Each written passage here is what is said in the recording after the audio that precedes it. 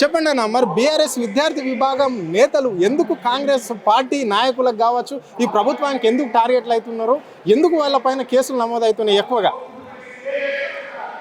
BRSV అంటేనే కాంగ్రెస్ నాయకులకు వణుకు. ఎందుకంటే మొదటి నుంచి కూడా బీఆర్ఎస్లో పనిచేసినటువంటి విద్యార్థి నాయకుల మీద అనేక రకాలుగా చిత్రహింసలు పెట్టి ఇవాళ కేసులు పెట్టి ఈ విద్యార్థి నాయకులు బయట ఉంటే మా బండారాన్ని మొత్తం బయట పెడతారు కనుక మరి వీళ్ళని ఏదో రకంగా అణిచివేసి వాళ్ళని జైలులో వేసి కేసులు వేస్తే తప్ప మాకు గత్యంతరం లేదు అనే ఉద్దేశంతో కాంగ్రెస్ నాయకులు ఇవాళ అవలంబిస్తూ ఉన్నారు. అందులో భాగంగానే పెద్ద స్క్రిప్ట్ ఇది రేవంత్ రెడ్డి గారు నడిపించిన పెద్ద స్క్రిప్ట్లో భాగమే ఈ పోలీసుల అరాచకాలు, విద్యార్థి నాయకుల అరెస్టులు, జైలు గోడల మధ్య మళ్ళీ ఏదైతే ఉద్యమ సమయంలో ఏ రకంగానైతే ఉద్యమం అణచివేయాలని ప్రయత్నం చేశాడో ఇప్పుడు కాంగ్రెస్ ప్రభుత్వం ఏర్పడిన తర్వాత కూడా జరిగే పరిస్థితి ఇది. సార్ చెప్పండి, మరి ఇక్కడ ఇంత తెలంగాణ ఉద్యమం జరిగినప్పుడు కూడా యూనివర్సిటీలో అసలు ధర్నాలు ఆందోళనలు చేయొద్దు అని చెప్పేసి సమైక్యవాదులు కూడా చెప్పడం లేదు. మరి ఇక్కడ తెలంగాణ ఏర్పడిన తర్వాత ఒక సర్క్యులర్ కూడా జారీ చేయడం అనేది జరిగింది వీసీ. అంటే యూనివర్సిటీలో విద్యార్థులు ఎవరు ఆందోళన ధర్నాలు నిరాశలు చేస్తే కఠినమైన చర్యలు తీసుకుంటామన్నారు. మరి ఎట్లా చూస్తారు ఒక విద్యార్థి నాయకుడిగా మీరు? అంటే గతంలో తెలంగాణ ఉద్యమం జరిగే సమయంలో చాలామంది ఉద్యమాన్ని నిర్వీర్యం చేసే ప్రయత్నం చేశారు. వాళ్ళందరూ కూడా ఇవాళ మన తెలంగాణ వచ్చిన తర్వాత మేము కూడా తెలంగాణ వాళ్ళమని చెప్పుకున్నారు. మరి కాంగ్రెస్ ప్రభుత్వం రాగానే మళ్ళా ఆంధ్ర పాలకులు లెక్క వాళ్ళకు వాళ్ళ చెప్పులు మోసే నాయకులు కూడా ఇవాళ మళ్ళీ కాంగ్రెస్ చుట్టూ తిరుగుతూ కాంగ్రెస్ నాయకులకు చేయకూడదు వాళ్ళు ఎంబడి ఉంటూ మరి వాళ్ళకు వత్తాసు వలుకుతున్నారు. కానీ ఉద్యమం ఎప్పుడు అణచివేయాలంటే మళ్ళీ ఉద్యమం రగులుతూనే ఉంటుంది. యూనివర్సిటీ కాదు, తెలంగాణ రాష్ట్రం మొత్తం కాంగ్రెస్ ప్రభుత్వం మీద వ్యతిరేకతనే ఉన్నది కనుక మరి విద్యార్థి నాయకులు అందరం కూడా ఇవాళ తెలంగాణ రాష్ట్రం జరిగే అవినీతి అక్రమాలు, వాళ్ళు చేసే దోపిడీలు, మరి వీళ్ళన్నిటి మీద మేము తెగించి కొట్లాడడానికి ఇవాళ కనిపిస్తూ ఉంది. మీరు చూడొచ్చు, ఇవాళ ఒక సైన్యాన్ని ఏర్పాటు చేసుకుని మేము కదులుతూ ఉన్నాం. ఇక కాసుకోవాలి కాంగ్రెస్ వాళ్ళు. ఎందుకంటే ఇన్ని రోజులు మీ బండారాన్ని బయట పెట్టడానికి వాళ్ళు రాలే. ఇప్పుడు ఒక విద్యార్థి సైన్యం మరి ఏ రకంగా వస్తుందో మీరు ఊహించవచ్చు. అదేవిధంగా మరి జై తెలంగాణ అనే పదాన్నే ఉచ్చరించని ముఖ్యమంత్రి గురించి మనం మాట్లాడుకుంటే అది నవ్వాలా ఏడవాలా మనకు అసలు అటువంటి వ్యక్తి గురించి మాట్లాడుకునే హీనమైన చర్య.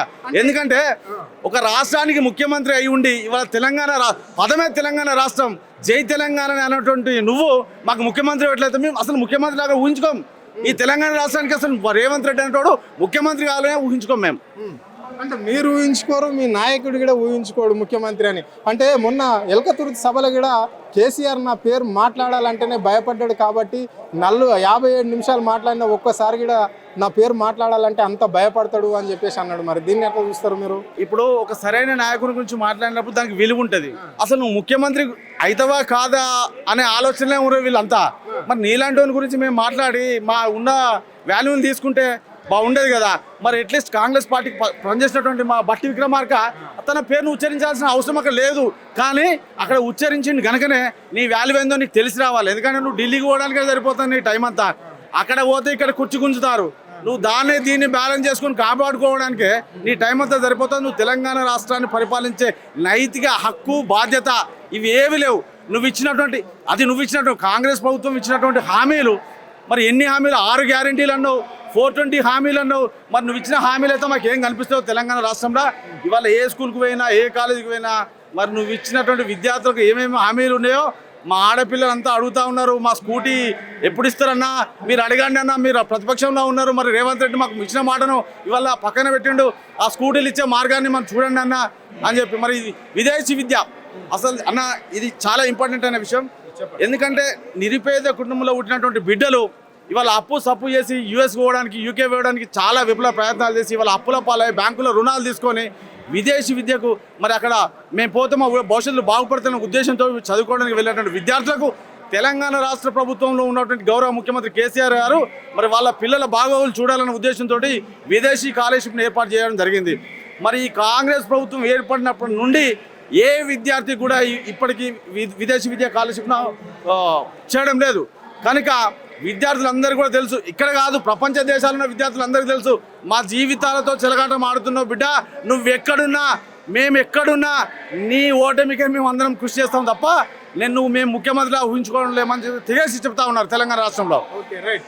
చెప్పండి అన్న, ఇక్కడ కేసీఆర్ ఆనవాళ్ళు లేకుండా చేస్తా అని చెప్పేసి ఇక్కడ రాష్ట్ర ముఖ్యమంత్రి అంటున్నాడు కదా, ఎట్లా చేస్తాడు దాన్ని? కేసీఆర్ ఆనవాళ్ళు చేస్తలేడు అంటే ఇలా తెలంగాణ రాష్ట్రంలో హనుమంతుని గుడి లేనటువంటి ఊరు లేదు, గుడి లేని హనుమంతుని గుడి లేనటువంటి ఊరు లేదు, కేసీఆర్ చేసినటువంటి సంక్షేమం అందనటువంటి ఊరు లేదు. ఇవాళ చూస్తున్నాం కేసీఆర్ గారు తెలంగాణ రాష్ట్రం ఏర్పడిన తర్వాత ఇలా ఎంతో మంది ఇలా ఒక రైతు బంధువు అయితే ఏమింది, రైతు భరోసా అయితే ఏమింది, ఇలా ఒక కళ్యాణ లక్ష్మి అయితే ఏమింది, ఒక షాదీ ముబారక్ అయితే ఏమున్నది. ఇవాళ తెలంగాణ రాష్ట్రంలో కేసీఆర్ గారు వేసినటువంటి బీజం ఎక్కడెక్కడ వేసినటువంటి ఇలా 32 జిల్లాల కేసీఆర్ గారు చేస్తున్నటువంటి ఇవాళ కేసీఆర్ చేసిన అభివృద్ధి ఉన్నది తప్ప ఇవాళ సంవత్సరాలు వస్తున్నది ఇంతవరకు కూడా తెలంగాణ రాష్ట్రంలో చేసినటువంటి అభివృద్ధి లేదు. చూస్తూ ఉన్నాం రానున్న స్థానిక ఎలక్షన్లో మిమ్మల్ని ప్రజలు గ్రామాలకు వస్తే మిమ్మల్ని ఉరుకురి కొట్టించినటువంటి పరిస్థితి రాబోతున్నది. గ్రామాలలో మీరు చూస్తారు స్థానిక సంస్థ ఎలక్షన్లో చెప్పులతో దండలేసే పరిస్థితి వస్తుంది.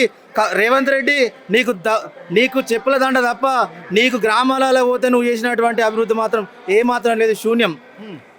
అంటే ఇప్పుడు కాంగ్రెస్ నాయకులు అంటున్నారు కదా, గ్రామాలలో ఇప్పుడు కేటీఆర్ పని అయిపోయింది అంటే ఫోన్ ట్యాపింగ్ కేసులో కేటీఆర్ జైల్లోకి పోవడం తప్పదు అని చెప్పేసి గల్లీలో ఉన్న కాంగ్రెస్ కార్యకర్త నుంచి ఢిల్లీ దాకా మాట వినబడుతుంది. మరి దీన్ని ఎట్లా చూస్తారు? ఇప్పటికి దాదాపుగా మీ నాయకుని పైన కేటీఆర్ పైన 14-15 కేసులు ఉన్నాయి. దీన్ని ఎట్లా చూస్తారు? ఎందుకు పెట్టవలసి వస్తుంది సర్కార్?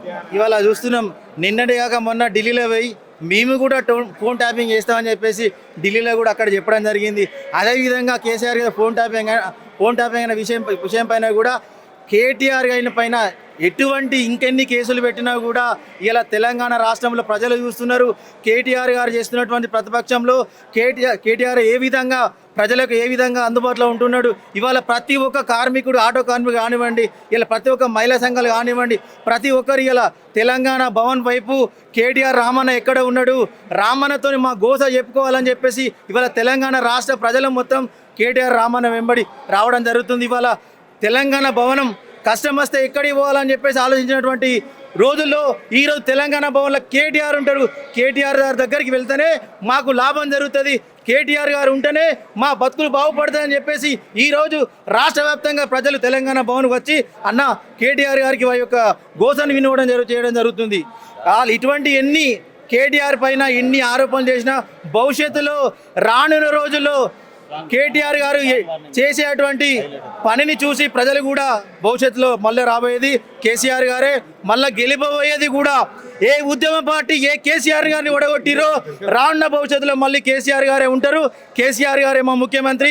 రానున్న భవిష్యత్తులో ప్రజలు చూస్తున్నారు, అల్లాడిపోతున్నారు. ఈ రోజు చూస్తే కాళేశ్వరం, మాది పెద్దపల్లి జిల్లా, కాళేశ్వరం చుట్టుపక్కల మాది కాలువ శ్రీరాంపూర్ చివరి ఆయకట్టు రైతాంగ ప్రజలు నిన్నటిగాక మొన్న మంత్రులు మా ఎల్లంపల్లి పంపది ఉండాలి, కన్నపల్లి పంపది ఉండాలి, మాకు నీళ్లు రావడం లేదంటే మా విద్యార్థి నాయకులు ఇక్కడ లాంటి అందరినీ అక్రమంగా అరెస్ట్ చేసి మమ్మల్ని బంధించడం జరిగింది.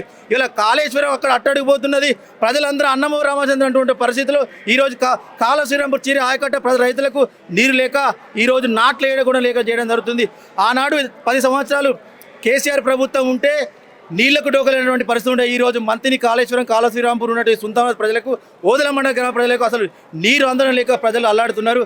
భవిష్యత్తులో రానున్న రోజుల్లో మిమ్మల్ని చెప్పుల దండ వేసి ఉరికించే రోజు ఖచ్చితంగా వస్తాయని చెప్పి గ్రామాలలో ప్రజలందరూ చూస్తూనే ఉన్నారు. Okay, right.